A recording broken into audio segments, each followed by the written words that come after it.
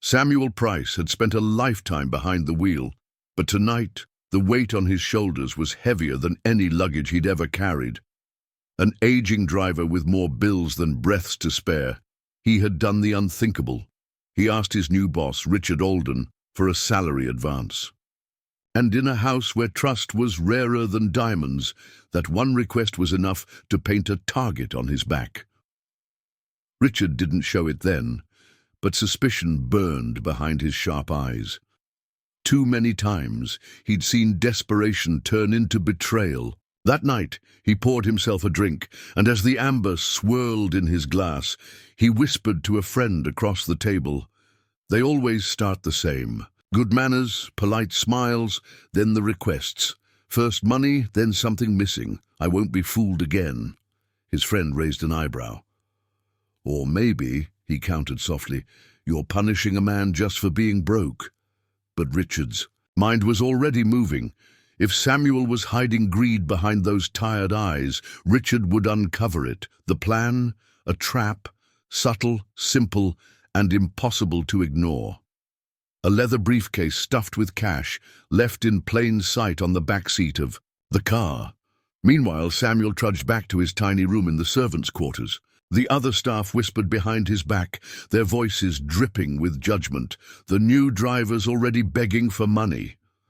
One of them snickered, "Give him a month. He'll be gone like the rest. Nobody lasts here." Samuel heard every word, but instead of firing back, he shut his door quietly and pulled a worn photograph from his pocket. His granddaughter, thin, pale, but still smiling under the harsh glow of hospital lights.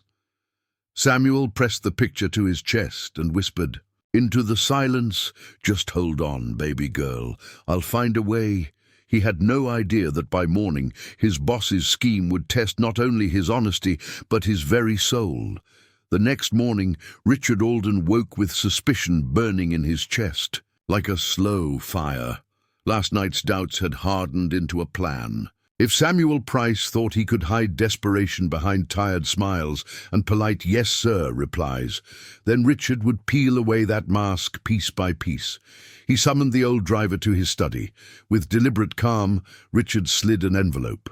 Across the polished desk, the faint crackle of cash inside breaking the silence. "Go downtown," he said, adjusting his cufflinks without looking up. "Pick up what's on the list, pay in cash, bring me the items, the receipt, and the change." The instructions were simple, but the envelope held far more than the task required, twice the amount, maybe more. Enough to turn any honest man's head. Richard watched closely, waiting for the flicker of greed, but Samuel's face remained still, unreadable, as if he were carrying nothing more than groceries. Hours later, Samuel walked the crowded city streets, the package tucked under his arm. Two men near a corner shop noticed him. One lit a cigarette, smoke curling into the air. "That's Alden's new driver, right?" he muttered. The other smirked. "Yeah, heard he already begged for money. Just watch, he'll pocket a few. Bills. Won't last till winter." Samuel heard every word. They stung like tiny blades, but he kept moving. His thoughts drifted back to the hospital room, to his granddaughter's frail body, her smile dim under fluorescent lights, tubes clinging. To her arms, a single dollar stolen could mean food, maybe medicine, but it would also mean shame. Shame he could never leave for her to inherit. Back at the estate, Richard was waiting in his leather chair, papers spread before him, though his attention never left the door. Samuel stepped inside, placed the shopping bag neatly on the table, and slid the receipt forward. Then, with steady hands, he unfolded the envelope, counted each bill, every penny accounted for, and pushed it toward Richard. The silence was sharp enough to cut glass. Richard studied the money, then lifted his gaze. "Is that all?" he asked, voice flat. "Yes, sir," Samuel answered. His tone was calm, but his weary eyes betrayed a weight only he could feel. Richard dismissed him with a wave, masking his disappointment behind a stiff smile. No hesitation, no excuses, no missing bills. He had expected greed, something, anything. Instead, he was left with a man who appeared unshakable. That night, over brandy, Richard confessed his frustration again. He gave back every penny. Not on missing, either he's patient or he's playing a long game.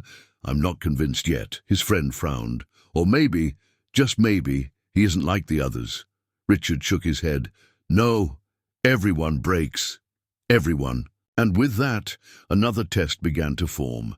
Bigger, riskier, temptation so bold no man could resist. The following week, Richard stepped into his sleek black sedan, a leather briefcase in hand. He set it down on the back seat, popped the clasps, and nudged the lid open just wide enough for the crisp stacks inside to shimmer in the morning light. Stacks of cash sat inside the briefcase, neat, heavy, and impossible to ignore. As Samuel adjusted the rearview mirror, his eyes flicked for only a heartbeat toward the back seat. Then, without hesitation, he shifted into drive and rolled the car smoothly away from the Alden estate. Richard leaned his head against the window, feigning sleep, but his eyes, half-lidded, studied the mirror, watching Samuel's every blink. He waited for greed to surface, for hesitation, for the kind of slip that would expose a man's hunger. The briefcase sat between them like a silent witness, daring Samuel to break. The city blurred past in streaks of neon. Every pothole rattled the case, each bump sending the lid shivering open just enough for a flash of green. At a red light, two men on the crosswalk nudged each other. "That's Alden's car, right?" one muttered. The other smirked. "Wonder how long that old driver lasts. Guys like him always crack, sooner or later." The light turned green. Samuel's jaw tightened, but his hands stayed steady on the wheel. He never looked back. Minutes stretched into an hour. Richard's eyes burned from staring, but still Samuel didn't falter. No reaching, no lingering glances. When the car finally pulled into the glowing circular drive of the hotel, Samuel cut the engine, stepped out, and opened Richard's door. With practiced calm, the briefcase remained exactly as it was, untouched. Richard climbed out slowly, eyes flicking between the untouched stacks and the man standing beside him. For a second, he almost wanted to accuse Samuel anyway, demand to know why he hadn't even peered, but there was nothing, no crime, no excuse to cling to. That night, in the quiet of his study, Richard poured another glass of brandy. His hand trembled faintly as he muttered to himself, "Every man has a price. Every man." But Samuel had walked past a fortune as though it didn't exist. Richard didn't know if he should admire him or fear him. What he didn't realize was that the next revelation wasn't his to set. It was about to crash into both their lives without warning. It came late, when the city slowed to a weary hum. Richard stepped out of a boardroom meeting, jacket draped over one arm, exhaustion lining his face. As always, Samuel waited outside in the sedan, engine purring low. The ride home began in silence. Richard loosened his tie, leaning back as the streetlights painted the windshield in streaks of gold.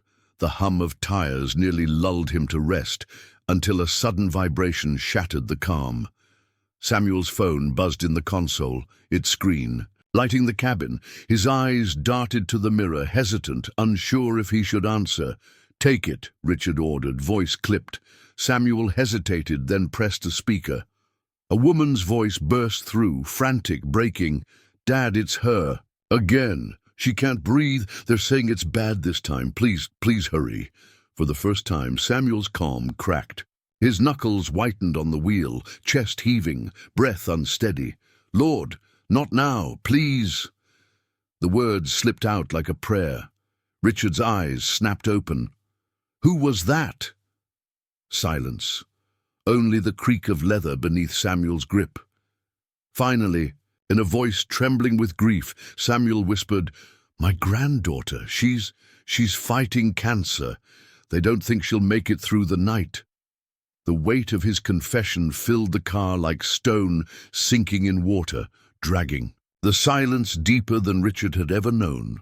Richard sat upright, the briefcase still burning in his mind. The salary advance, the exhaustion in Samuel's eyes, the cruel whispers of staff mocking the old driver. And then the envelope of cash returned untouched. The open briefcase ignored. Piece by piece it struck him like a hammer. Every trap he had set, every chance Samuel could have taken, yet the man had walked away with empty hands while carrying a burden heavier than gold. The city lights smeared against the window as Richard stared into the night, his throat tight. Shame pressed on his chest like a weight he couldn't shake. For years he had believed loyalty was nothing but a myth, that everyone had a price. And yet here sat a man drowning in desperation, who refused to cross that line. At the next turn, Samuel's jaw clenched tighter, urgency etched into his every movement as the car sped toward the hospital. Richard stayed silent, but in that silence, something inside him cracked open. For the first time in years, the millionaire felt small. The hospital smelled of antiseptic and despair, the kind of place where minutes dragged like hours. Samuel hurried through the double doors, his shoulders caving under the weight of fear. Nurses guided him down a fluorescent hall where machines beeped in uneven rhythms and families whispered desperate prayers. Richard followed quietly. He didn't, and know why. He could have stayed in the car, but something inside him pulled forward, refusing to let go. In the room, Samuel's granddaughter lay pale and fragile against the sheets, each breath shallow, tethered to wires and monitors. His daughter sat beside her, gripping the little girl's hand, as though her will alone could hold her in this world. Richard lingered in the doorway, unseen, and when Samuel fell to his knees at the bedside, tears streaming silently down his lined face, the last wall around Richard's heart collapsed. This wasn't a man scheming for wealth. This was a grandfather watching his light fade. The next morning, Samuel entered Richard's study, his posture careful, his eyes still shadowed by the night before. On the desk lay a folder stamped with the hospital's insignia. Inside, receipts, invoices, treatments, all marked paid in full. Every bill cleared, every future visit covered. Samuel froze, his lips parted, but no sound came. Richard's voice broke the silence, softer than Samuel had ever heard it. "I tested you again and again.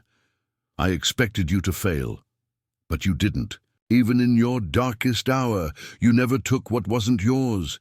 You proved me wrong." He leaned forward, folding his hands. "From today, you're not just my driver.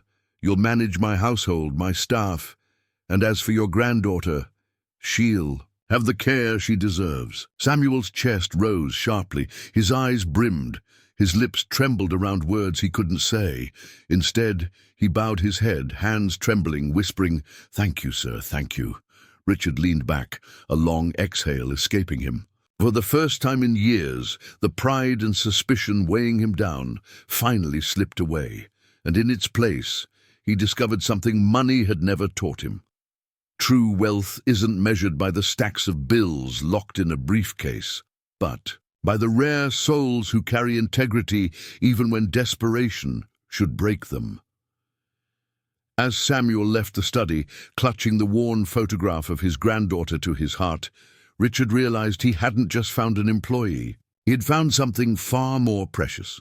Trust, and if this story touched you, don't just scroll past. Subscribe for more powerful stories. Hit the bell so you never miss one, and share this video with someone who needs to hear it. Tell us, in the comments, what would you have done if you were in Samuel's place?